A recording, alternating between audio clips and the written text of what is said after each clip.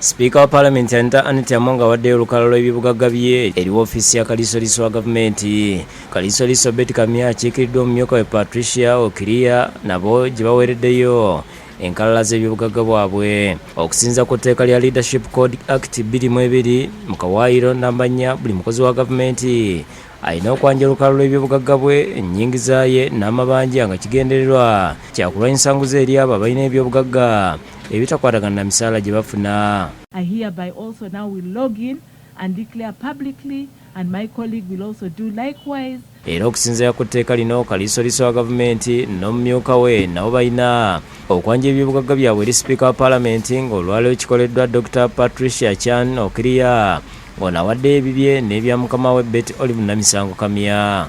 I have received the declaration of the IG and the Deputy IGs as per Section 317 of the Leadership Code Act 202, where they are supposed to declare and submit it to the Speaker. We have received them. Okutongoza okwanjula ebyobugagga by'abakozi ba gavumenti kwatongozebwanga lumu March omwaka guno mulira.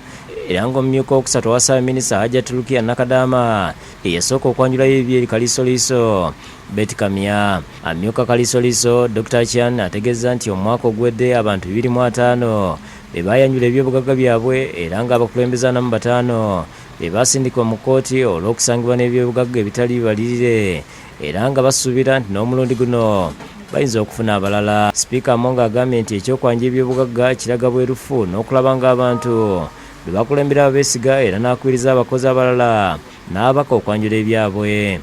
The quest of accountability is very, very important in good governance.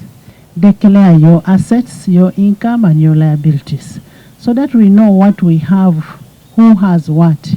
Omukozi wa gavumenti atakoze n'afiirwa omulimu gwe nga bwe gwali mu 2006. Ken Lukyams bwe yali akiikira Lubaga South bwe yanjula ebyobugagga bye n'atabimalaayo.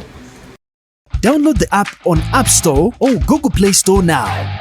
Vision Digital Experience, the future of media.